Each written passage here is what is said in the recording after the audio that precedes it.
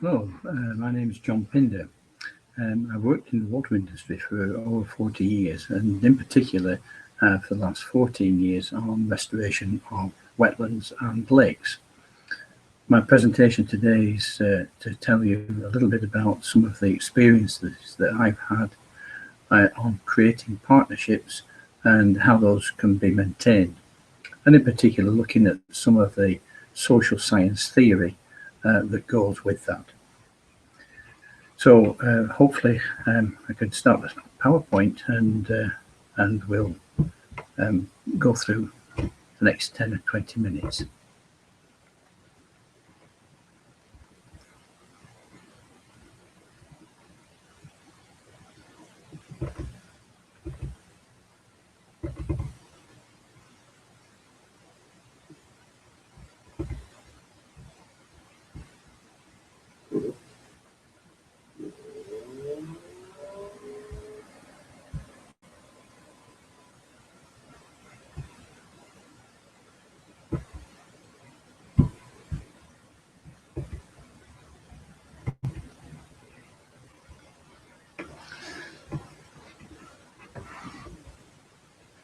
So one of the complexities that we find with wetland and lake restoration is the complexity that we have to deal with these days.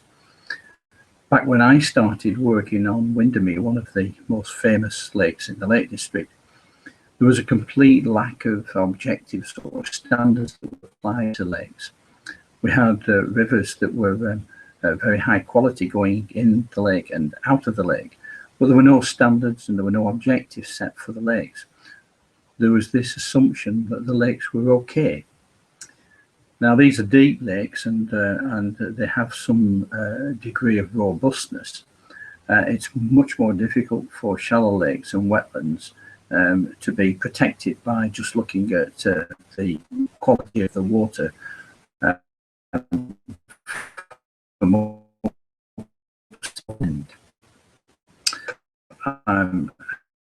Oxford Lake was made even more important, bearing in mind that we have over 20 million visitor days a year on that one lake.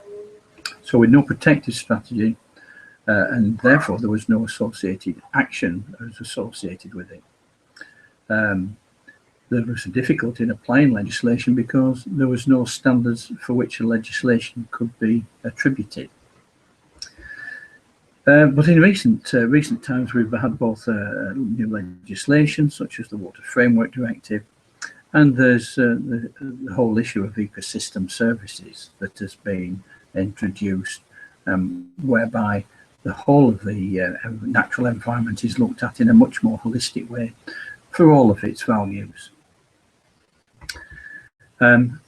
So now, in addition to perhaps looking at the water quality to protect one species of fish, we have a whole range of things from nature and conservation, drinking water, water quality improvements for a variety of reasons, and then leisure activities and such as tourism.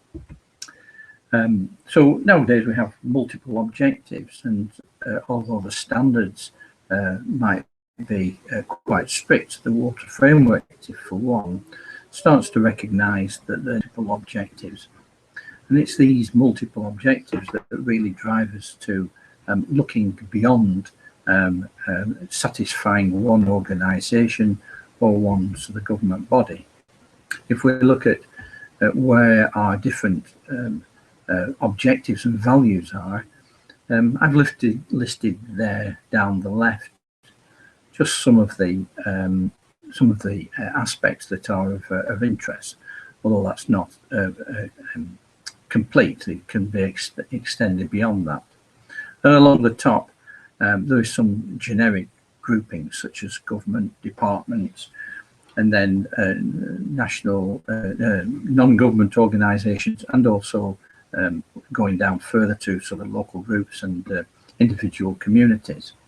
And you'll see there that whilst government bodies can bring something to the table in their particular speciality, such as legislation, When you're talking about educating local groups and satisfying local interest, then those activities are much better done by local groups. This is really by way of example, and that table can be expanded quite a bit.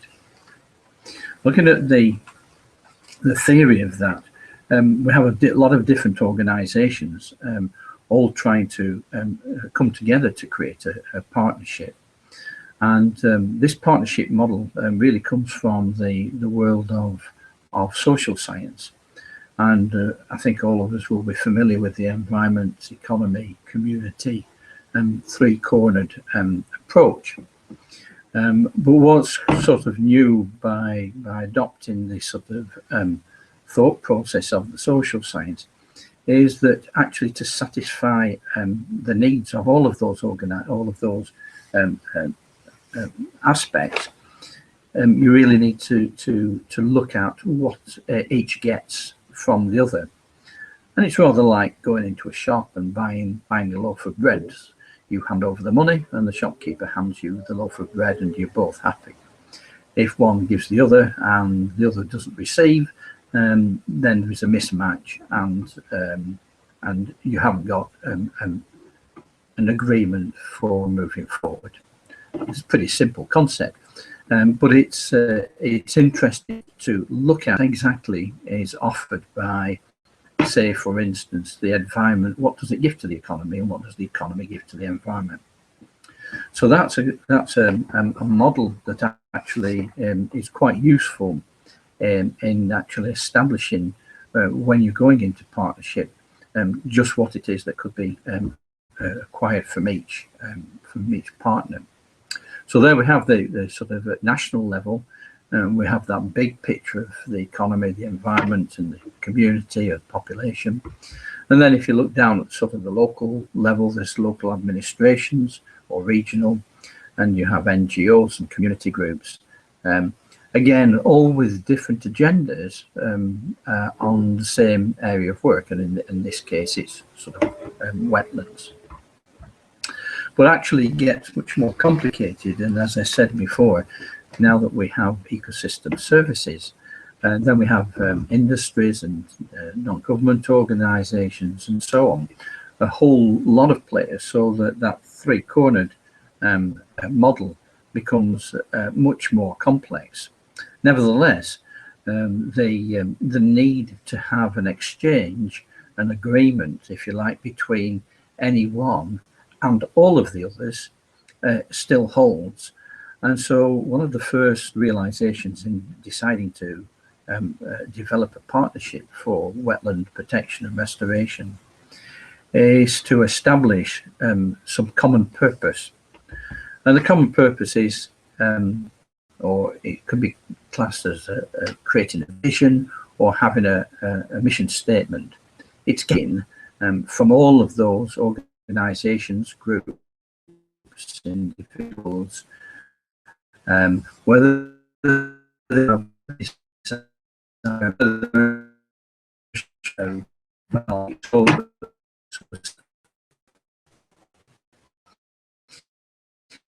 down here, the things that we found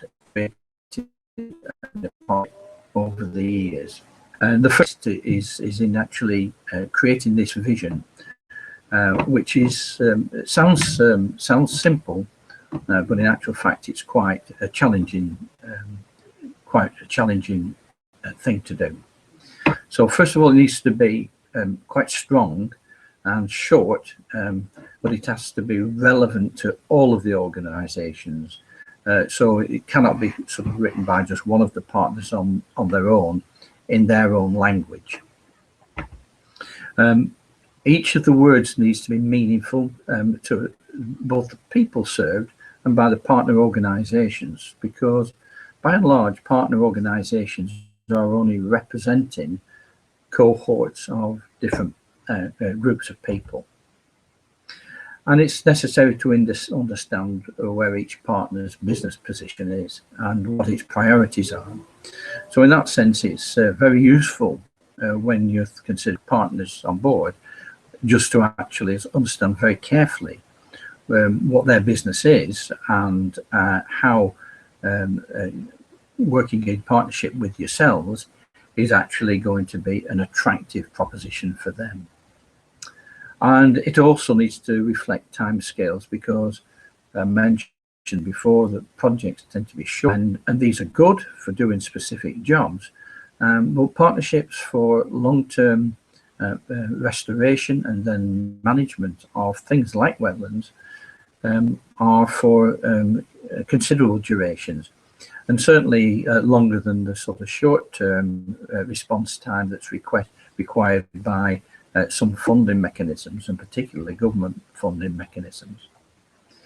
And so you also need to explain to the public what's needed and what will be delivered, because to get public buy-in, as I'll mention later on, is important in terms of establishing a partnership for the longer term. So public engagement is an important issue. And then, following on from that, it's really important to use a common language and a simple language for all partners and the public to understand.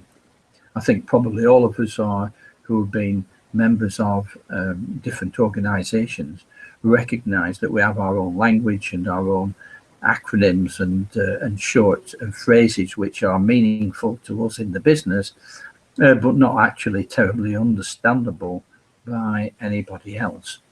So it's in terms of starting that partnership, the language needs to be back to basics in whatever language the project is in, but it needs to be the common language, not a corporate or a particular sector language. And so for Windermere, where we eventually, after considering all of these aspects, we came to our vision for the lake, which is a healthy Windermere catchment for now, forever. So healthy was not very specific. It meant that it was people could feel that it was healthy, and they had a perception without being scientists. The catchment was mentioned because there was a very clear lack of understanding about how the watershed contributed to the healthiness of the lake itself. And then for now, forever was to reflect that, okay, there will be projects that are required for the here and now, but the actual program was something that needed to be for the long term, and to have a healthy lake was something that we actually had to aspire to for the very, very long term.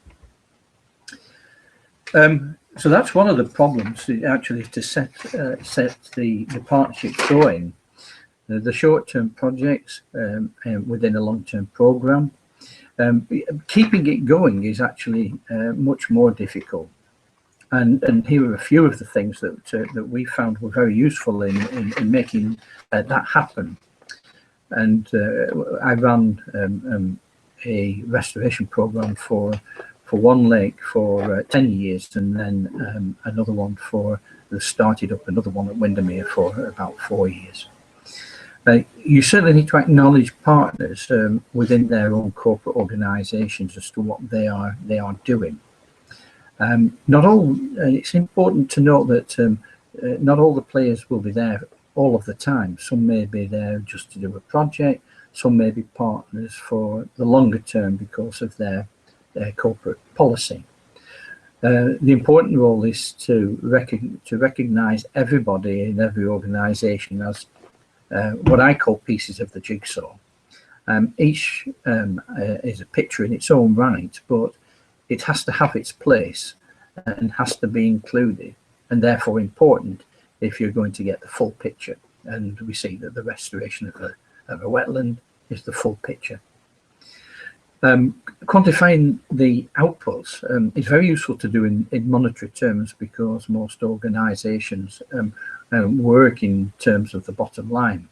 So it's quite useful to demonstrate how much has been invested by different organisations, not only in terms of how many euros they've put in, but also in terms of what the contribution is by individuals. It may be volunteers doing some work, or it may be some effort that's been done for another purpose, but is nevertheless contributing to the benefit of a wetland. For instance, it may be a water industry has improved its effluent in the watershed further up that was for a different purpose, but nevertheless this actually helps the water quality in the wetland.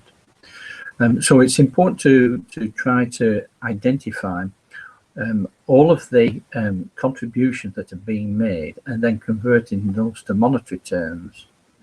And this allows you to actually use the argument of gearing, so that by collecting all of those contributions in monetary terms, you can actually make the each organisation can make the argument that with only a modest input from themselves through the gearing, they are able to get a much bigger they are contributing to a much bigger program. And this is often a valuable way of ensuring that a longer term financial commitment is there. Following on that, celebrating achievements is absolutely essential to encourage future engagement. A project that actually doesn't publicise what it's done, what it's doing, and the sort of landmarks and events is missing an opportunity to generate future interest. And then following on from that, in the long term, there needs to be an effort put in by that partnership in their business activities to maximise the role for local action and local stewardship. As we move forward and money becomes tighter and grant mechanisms become more difficult to get, we are finding that having a greater input by local communities is actually the way forward, and a great deal can be done by helping to change the cultural shift to one of ownership at a local level. And with this, it's also very important to actually identify future leaders. Quite often we will recognise that good initiatives get off to a flying start because it was dynamic and also very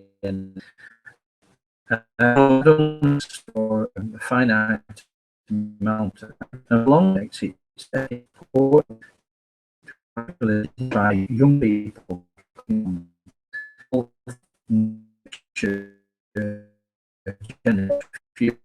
best way is through education,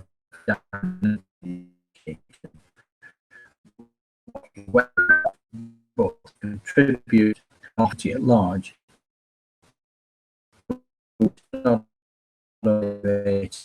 to leaders, maximising the amount of local stewardship through the line. So in the past, projects were followed a pretty well uniform way of delivery. There was a policy or legislative requirements and even money that dictated that a certain project needed to happen, and that might be at central government or regional government or local government levels.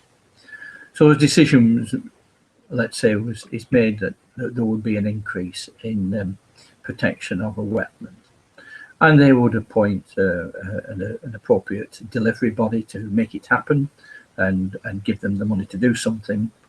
There may be some public awareness goes on in terms of marketing, and then there will be the delivery.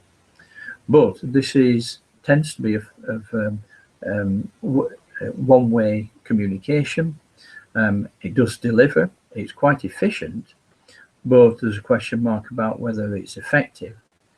And almost certainly it will be short-lived, because within the sort of changeover of any policy of governance, there is inevitably changes over time about what priorities are.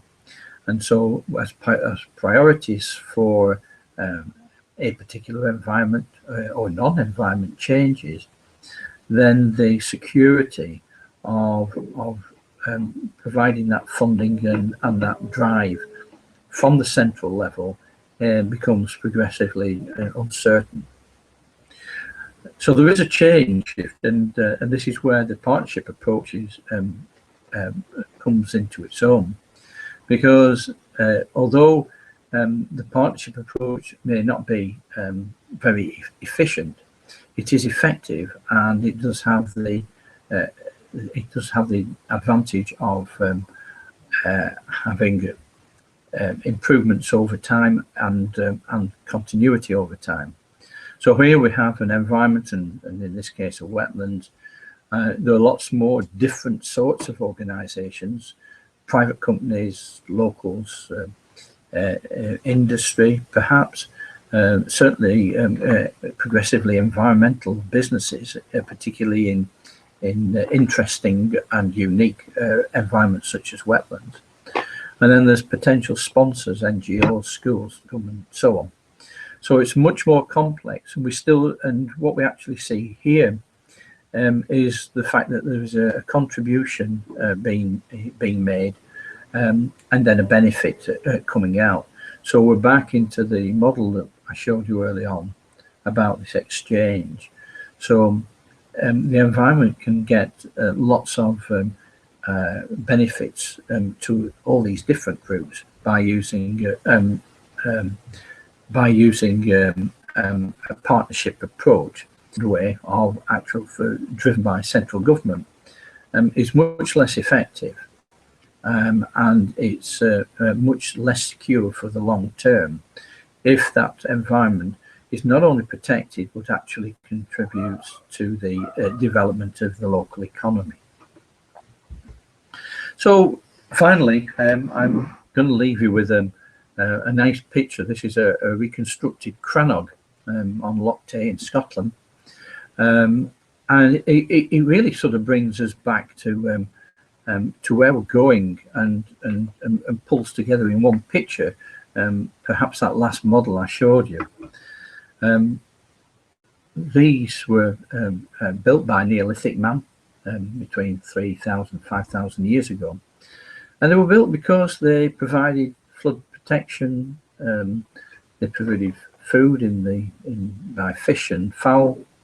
There was water there, and there was protection there, access, navigation, recreation, well-being, all the sorts of features that we see in ecosystem services.